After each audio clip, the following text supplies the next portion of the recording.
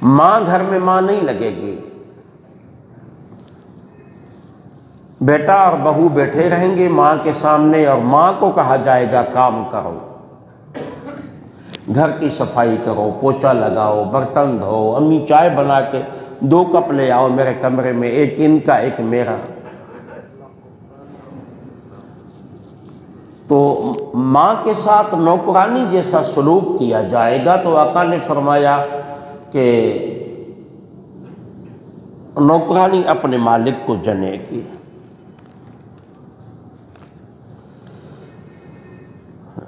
جو لوگ ننگے پاؤں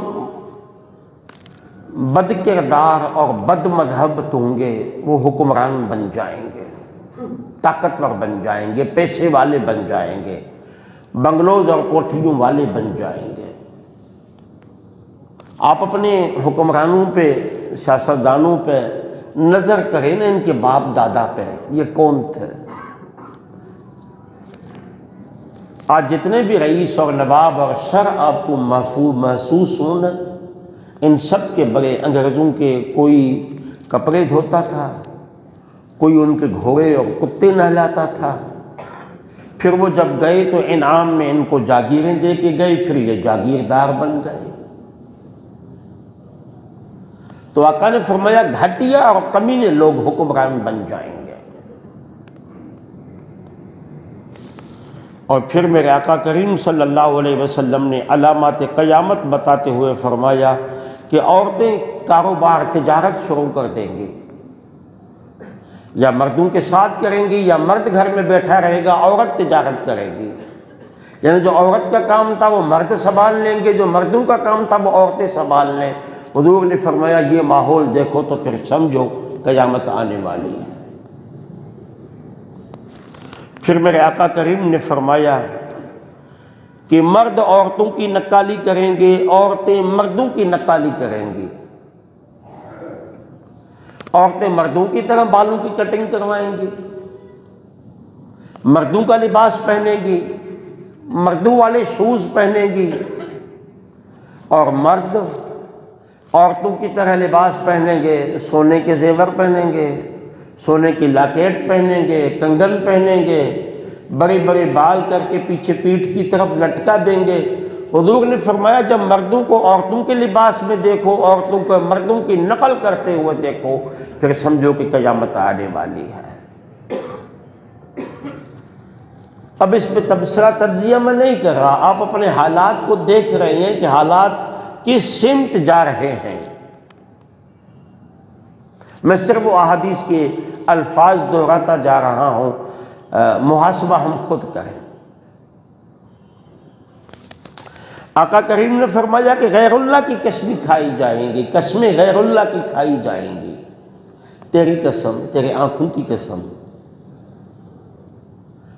میری جان کی قسم، تیری جان کی قسم۔ آج جوانوں کی گفتگو تو سنیں، قسم صرف اللہ کی۔ من اقسم بغیر اللہ فقد اشرک، شرک کی اقسام میں سے ایک قسم یہ بھی ہے کہ بندہ غیر اللہ کے، اللہ کے علاوہ کسی غیر کی قسم کھا لے، یہاں تک کہ کسی عالم کی، پیر کی، نبی کی قسم بھی ناجائز ہے، قسم صرف اللہ کی۔ تو میرے آقا کریم نے فرمایا غیر اللہ کی قسمیں کھائی جائیں گی، اور مسلمان بغیر کہیں جھوٹی گواہی دینے کو تیار ہو جائیں گے۔ مجھے پتہ نہیں، ایک میرا وکیل دوست مجھے بتا رہا تھا کہ عدالتوں کے سامنے ایسے لوگ گھومتے رہتے ہیں، مل جاتے ہیں، جو کہیں گے بتاؤ اتنے پیسے دو، کیا گواہی دینی ہے۔ یہ جو گھومتے رہتے ہیں گواہی دینے والے، دلانے والے، لینے والے، کیا ان کو پتہ نہیں ہوگا کہ یہ بکاؤ ہے؟ لیکن پھر بھی ان کے گواہیوں پر فیصلے ہوتے ہیں۔ حضور نے فرمایا سلام صرف جان پہچان والوں کو کیا جائے گا، مفاد ہوگا تو سلام کیا جائے گا، جان پہچان والا ہوگا تو سلام ہوگا۔ مسلمان ہونے کی بنیادوں پہ سلام نہیں، تعلقات کی بنیادوں تک رہ جائے گا۔ میرے آقا کریم نے فرمایا تو اس کو کسی کو جانتا ہے یا نہیں جانتا، جب ملے تو مسلمان کو سلام کر۔ اور مسلمان کے جو مسلمانوں پہ حقوق گنوائے گئے ان میں سے ایک حق یہ بھی ہے جب ملے تو ان کو سلام کریں۔ اب السلام علیکم جیسا عظیم لفظ جس میں معاہدہ بھی ہے، جس میں دعا بھی ہے، تجھ پہ سلامتی ہو، اور معاہدہ ہے السلام علیکم، وہ کہتا ہے وعلیکم السلام۔ جب بندہ سلام کرتا ہے تو اگلے کو ضمانت دیتا ہے، یقین دلاتا ہے، وعدہ کرتا ہے کہ تیری جان، عزت، آبرو، مال، ملکیت سب سلامت ہے میری طرف سے، میں تیری عزت پہ حرف آنے نہیں دوں گا۔ اگلا کہتا ہے وعلیکم السلام، میں نے بھی تیرے ساتھ یہی معاہدہ کر لیا، تیری عزت کی سلامتی۔ یہ ہے سلام کا مقصد۔ لیکن بدنصیبی سے سلام کی جگہ گڈ مارننگ، گڈ ایوننگ نے لے لی۔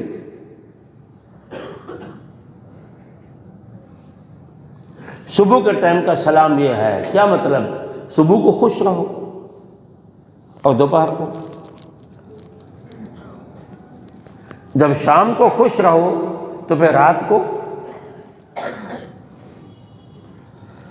ہم کتنے نکمے ہیں، رسول اللہ کی زبان سے نکلا ہوا سلام کا لفظ جس کو اللہ نے جنتیوں کا سلام کہا، وہ کرتے ہوئے نوجوان شرماتا ہے اور گڈ مارننگ، گڈ ایوننگ میں اپنا فخر اور عزت محسوس کر رہا ہے۔ اس کا مطلب ہے ہم کتنے گھٹیا بن چکے ہیں۔ لفظ سلام ہے، یا علی مدد سلام نہیں، جیتے رہو سلام نہیں، کیا حال ہے بیٹا سلام نہیں، لفظ ہے السلام علیکم۔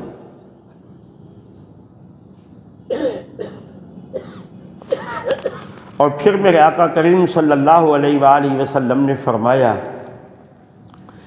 دین کا علم غیر دین کے لیے پڑھا جائے گا۔ لوگ دین کا علم تو پڑھیں گے لیکن غیر دین کے لیے، مطلب کیا؟ پیسے کمانے کے لیے۔ دین کا علم پڑھیں گے، قرآن پڑھیں گے، حدیث پڑھیں گے، فقہ پڑھیں گے، نیت کیا ہوگی؟ پیسے کماؤ۔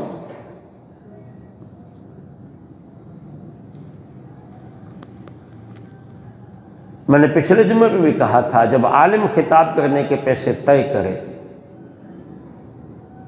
جب قرآن خوانی کے پیسے طے ہونے لگ جائیں، جب تراویح میں پیسے طے ہونے لگ جائیں، تو کیا یہ قرآن پڑھنے والا، قرآن سنانے والا جب کہے کہ میں قرآن تراویح میں تمہیں سناؤں گا لیکن 2 لاکھ روپے پہلے جمع کرا دو،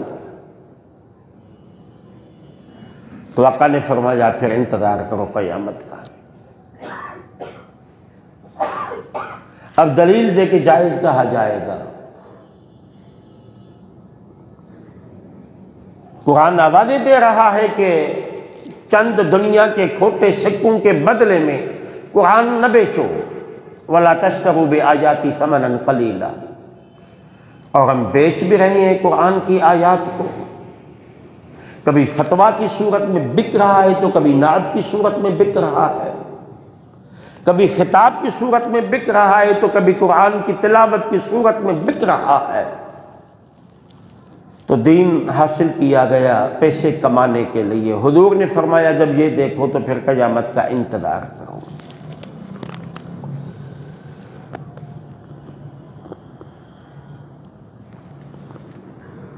حضور نے فرمایا آخرت کا نام لے کر دنیا کمائی جائے گی،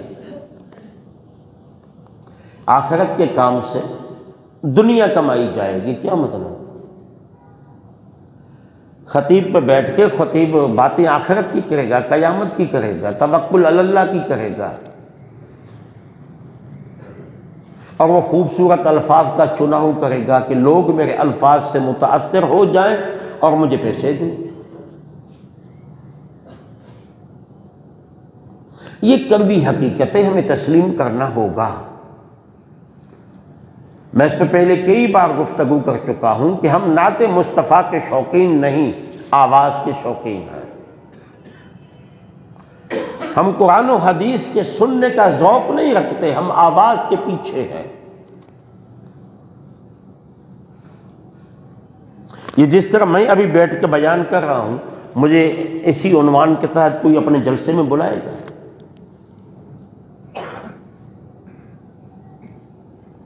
جس طرح میں بیٹھ کے سادی حدیثیں ہی تلاوت کر رہا ہوں، پڑھ رہا ہوں، یہ تو اللہ آپ کو جزائے خیر دے، آتے ہو سنتے ہو، ورنہ کون سنتا ہے ایسے لوگوں کو؟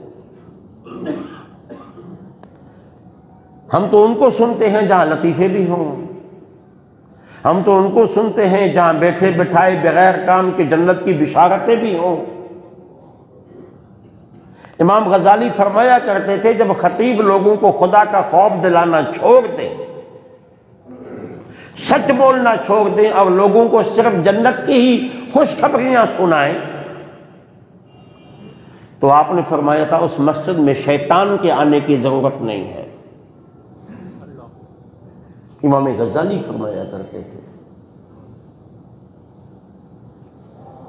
جب خطیب بیٹھ کے کہے کہ دوزخ کے گھبرانے کی ضرورت نہیں، کیا کرے گا دوزخ تمہارا، تم رسول اللہ کے امتی ہو۔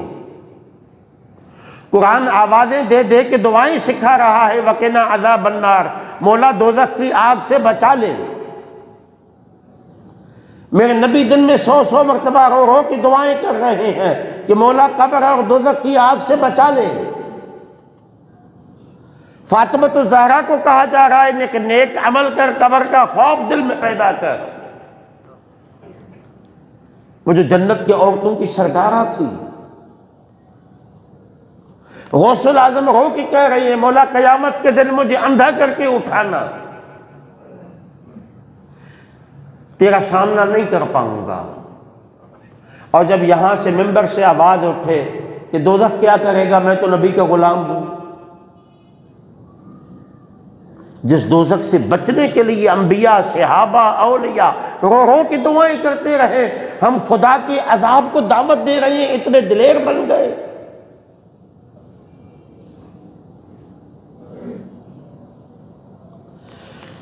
اللہ ہمیں عمل کی توفیق عطا فرمائے۔ میرے آقا کریم نے فرمایا کہ قومی سرمایے کو، قومی خزانے کو اپنی ذاتی ملکیت سمجھا جائے گا۔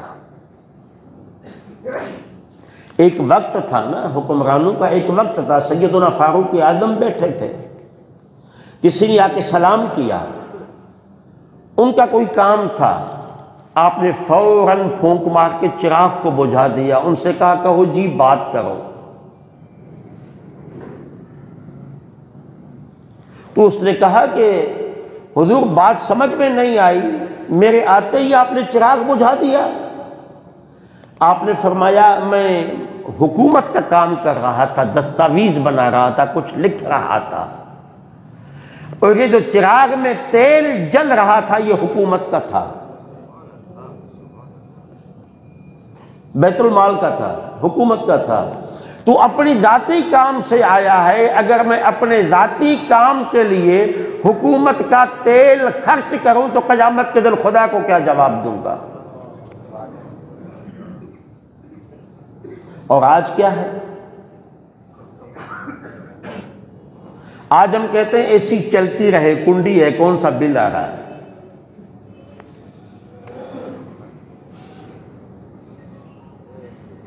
آج ہم کہتے ہیں کون سا ہم دے رہے ہیں یار؟ ایک بندہ 2 پنکھوں کے نیچے بیٹھ جائے گا عبادت کے نام پہ، کیونکہ بل مجھے نہیں دینا نا۔ یاد رکھیے، فرد واحد کی چوری بھی گناہ ہے، لیکن اس کی معافی تلافی ممکن ہے، ایک ہی بندے سے معافی مانگ لو۔ میں نے اختر بھائی کی گھڑی چرا لی، بالفرض پکڑا جاؤں گا تو اسے ایک سے ہی معافی مانگوں، نہ بھی پکڑا جاؤں گا تو اسی ایک کو ہی کہہ دوں گا کہ بھائی اپنا حق معاف کر دے۔ لیکن جب ہم قومی خزانے پہ ظلم کرتے ہیں نا، تو یہ صرف ایک کا پیسہ تو نہیں، اس میں تو کروڑوں 25 کروڑ انسانوں کے ٹیکس کا پیسہ ہے۔ کس کس سے معافی مانگو گے؟ حکومت کی جو چیزیں ہیں، وہ چاہے حکمران ہو یا عام آدمی ہو، ہم گالیاں تو سیاستدانوں کو دیتے ہیں، جرنیلوں کو دیتے ہیں کہ انہوں نے ملک کو برباد کر دیا، کیا ہوگا، لیکن اپنے گریبان میں جھانک کے ہم نے دیکھا ہے، نہ ہم پانی کا بل دیں، نہ ہم بجلی کا بل دیں، نہ ہم گیس کا بل دیں، وابڈا والوں سے ہم نے معاملہ کر دیا ہے، لم سم پہ کام چل رہا ہے۔ کیا وابڈا والوں کے باپ کی ملکیت ہے؟ یاد رکھیے، لم سم پہ کام چلانے والے، چلوانے والے یہ قومی خزانے کے مجرم ہیں، اور رسول اللہ نے فرمایا جب قومی خزانے کو اپنے ذاتی مال سمجھا جانے لگے، لوٹ کا مال سمجھا جانے لگے، اپنا اثاثہ سمجھا جانے لگے، تو پھر قیامت کا انتظار کرو۔ کرو تو گناہ کو گناہ سمجھ کے تو کرو۔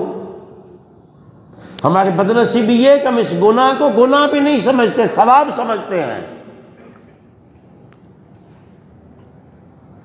اس میں کوئی شک نہیں کہ بجلی اتنی مہنگی ہے کہ غریب آدمی بل ادا نہیں کر سکتا، لیکن شریعت کا حکم تو آپ کی مجبوری کی وجہ سے چوری حلال تو نہیں ہوگی۔ جنہوں نے قوم پہ مہنگائی مسلط کی ہے وہ خدا کے عذاب میں ہیں اور انشاءاللہ آئیں گے، چاہے ذمہ دار کوئی بھی ہے۔ لیکن بے وجہ یوں نہیں ہے چمن کی تباہیاں، کچھ باغ باہیں برق و شرر سے ملے ہوئے۔ اگر مجرم وہ ہیں تو کم ہم بھی نہیں، ظالم وہ ہیں، وہ کیا علامہ اقبال نے کہا تھا، اگر ہم دلدار نہیں تو بھی تو وفادار نہیں۔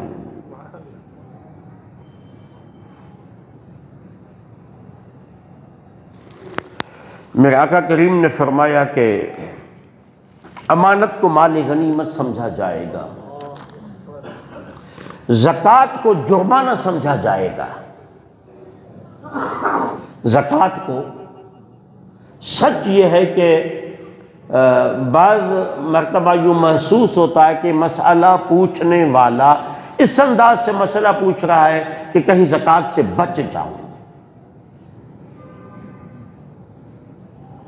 11 مہینے تک پیسے اپنے پاس رہے، 12ویں مہینے کہیں لگا دیے کیونکہ زکوٰۃ سے بچ جاؤ۔ میلاد بھی کریں گے، 11ویں بھی کریں گے، مسجدوں میں بھی دیں گے، دعوتیں بھی کریں گے، سب کچھ کریں گے، نفلی صدقہ تو کریں گے، ہم کریں، اللہ نے دیا ہے تو کریں، ضرور کریں، اجر ہے، ثواب ہے، لیکن زکوٰۃ نہیں دیتے۔ اتنا کیجئے، پہلے زکوٰۃ دے کر اپنے مال کو حلال بنائیے، پھر 11ویں کی نیت غوث الاعظم کی خدمت میں پیش کیجئے، پھر میلاد کی نیت سے حضور کی خدمت میں پیش کیجئے، دیکھیں کتنا کرم ہو جاتا ہے۔ زکوٰۃ کو تاوان سمجھا جائے، زکوٰۃ سے بچنے کی کوشش کی جائے، تو میرے آقا کریم صلی اللہ علیہ وسلم نے فرمایا پھر قیامت کا انتظار کرو، اور فرمایا آدمی اپنے باپ کی نافرمانی کرے گا، ماں سے بدسلوکی کرے گا، اور دوستوں کے ساتھ حسن سلوک سے پیش آئے گا۔ پھر فرمایا کہ بیوی کا اطاعت گزار بن جائے گا، ماں کا نافرمان۔ جب یہ دیکھو تو آقا کریم نے فرمایا پھر قیامت کا انتظار کرو، اور فرمایا کہ بدکاروں کی آوازیں مسجد میں بلند ہوں گی۔ آپ کا اب توجہ چاہتا ہوں، میں نہیں کہتا، حضور کی حدیث ہے، بدکاروں کی آوازیں مسجدوں میں بلند ہوں گی۔ میں تیسری مرتبہ الفاظ کہہ رہا ہوں، حضور نے فرمایا کہ بدکاروں کی آوازیں مسجدوں میں بلند ہوں گی۔ کیا مطلب؟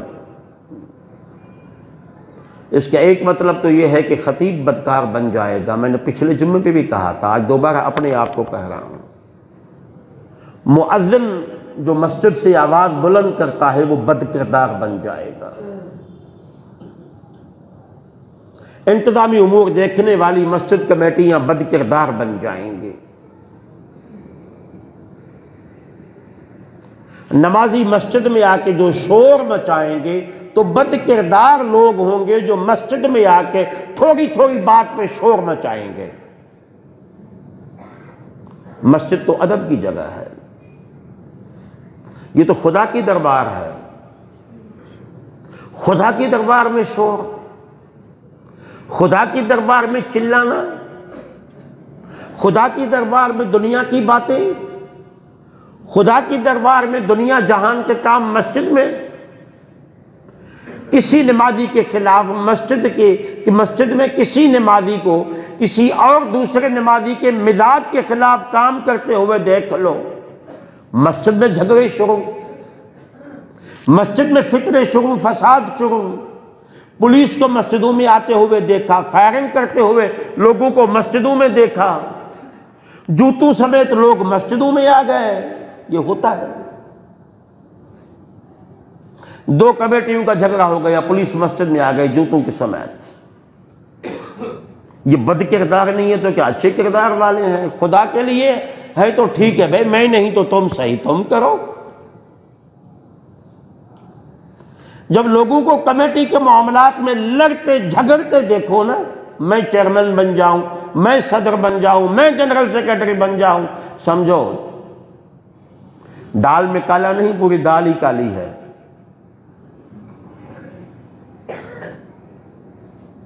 حضور نے فرمایا قوم کا بدترین آدمی وہ ہے جس کے پیچھے لوگ نماز نہ پڑھنا چاہیں اور وہ مصلی امامت پہ زبردستی آ جائے، یا امامت سے مراد حکمرانی بھی چاہتے ہو، لوگ نہ چاہیں، یہ زبردستی اداروں سے لین دین کر کے اقتدار پہ آ جائے۔ حضور نے فرمایا یہ بدترین شخص ہے۔ جب امام کو بھی مقتدی نہ چاہیں تو ان کو مصلی پہ آنے کا حق بولیے، تو پھر زبردستی کمیٹی میں آنا، یہ یہاں کا معاملہ نہیں ہے۔ الحمدللہ ایسا یہاں پہ نہیں ہے، میں ایک مرتبہ پھر کہہ رہا ہوں یہاں پہ ایسا نہیں ہے، لیکن میں حدیث بیان کر رہا ہوں کہ بد کردار لوگ مسجدوں میں گھس آئیں گے،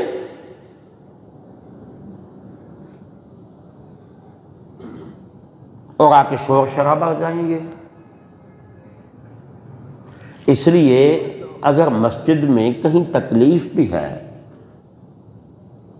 سردی ہے کبھی ٹھنڈا پانی ہے کبھی نہیں ہے، کبھی گرم پانی ہے کبھی نہیں ہے، کبھی ٹھنڈا پانی ہی نہیں ہے، بجلی آپ کے سامنے ہے، گیس کی حالات آپ کے سامنے ہیں۔ میں ابھی بھی ٹھنڈے پانی سے نہا کے آیا ہوں، شاید آپ نے بھی ایسا ہی کیا ہوگا جی۔ آپ کے گھر میں 4 آدمیوں کے لیے تو گرم پانی کا اہتمام نہیں، تو یہاں 400 آدمیوں سے اگر کسی بھی مسجد میں کہیں کوتاہی ہو جائے تو خدا را پھر بھی وضو بنا لیا کریں، شور نہ کیا کریں، کہیں ایسا نہ ہو اس حدیث کے زمرے میں آپ بھی نہ آ جائیں، میں نہ آ جاؤں، کہ بد کردار لوگ مسجدوں میں آ کے آوازیں بلند کریں گے۔ تو اس لیے کسی کو بھی بغیر کسی وجہ کے مسجد میں چلاتے ہوئے پاؤ نا، فیصلہ ندو رسول اللہ دے چکے ہیں۔ یہ حیا کی جگہیں ہیں، یہ ایمان کی جگہیں ہیں، یہ صبر کی جگہیں ہیں، یہ خدا کی دربار ہے۔ یہاں صرف آپ نہیں آتے ہو، خدا کے فرشتے بھی ہوتے ہیں، جنات بھی ہوتے ہیں، نظر نہ آنے والی مخلوق بھی اللہ کی عبادت کرنے آتی ہے۔ ایسا نہ ہو کہ قدسیوں کے درمیان آہستہ بول، ہو نہ سب کچھ رائے گا آہستہ چل۔ اس مسجد میں تو چلنے کا بھی آہستہ حکم ہے۔ حضور نے فرمایا نہ رکعت جاتی ہے تو جانے دو، دوڑ کے نماز میں شامل نہیں ہونا، کیونکہ یہ دوڑنا مسجد کی بے ادبی ہے۔ رکعت جاتی ہے تو جانے دو، کوئی فرق نہیں پڑتا، لیکن دوڑ کے آنا اس میں کیا آواز پیدا ہوتی ہے؟ اللہ کو یہ بھی گوارا نہیں۔ تیرے قدموں کی آہٹ جس رب کو اپنے گھر میں گوارا نہیں ہے، اور تو یہاں آ کے چلائے گا اور شور مچائے گا، مسجد کے تقدس کو پامال کرے گا۔ کہیں ایسا تو نہیں ثواب اتنا نہیں کما رہے ہیں جتنا گناہ لے کے جا رہے ہیں۔ پھر میرے آقا کریم صلی اللہ علیہ وآلہ وسلم نے فرمایا کہ گانے والی عورتوں کی عزت افزائی کی جائے گی، گانے بجانے کی محفلیں ہوں گی، خواتین کو بلایا جائے گا، ناچ رقص و سرور ہوگا، ہماری اور آپ کی شادیوں میں، خوشی کے تقریبات میں ان کو عزت دی جائے گی۔ یہ سب نیچے بیٹھیں گے، ان کو کبھی تصوف کے نام پہ، کبھی صوفی ازم کے نام پہ، جی جب صوفی ازم کے نام پہ ایک عورت سے نعت سنی جائے تو ثواب کی نیت سے بدنصیبی سے سنی جاتی ہے۔ حضور نے فرمایا کہ آلات موسیقی کو عزت کے ساتھ رکھا جائے گا، اور اس محفل میں شراب کے پینے کا بھی اہتمام کیا جائے گا۔ عورت ناچ رہی ہے، یہ معزز آدمی اٹھ کے لاکھوں روپے اس پہ لٹا رہا ہے، اور بینک سے پیسے دے کے نئے نئے نوٹ لا رہا ہے۔ تو حضور نے فرمایا جب گانے بجانے والیوں کو عزتیں دی جائیں اور گانے بجانے والوں کو جب عزت دی جائے اور دیندار اور شریف النفس آدمی اپنی عزت بچانے کے چکر میں رہے تو سمجھ جاؤ قیامت آنے والی ہے۔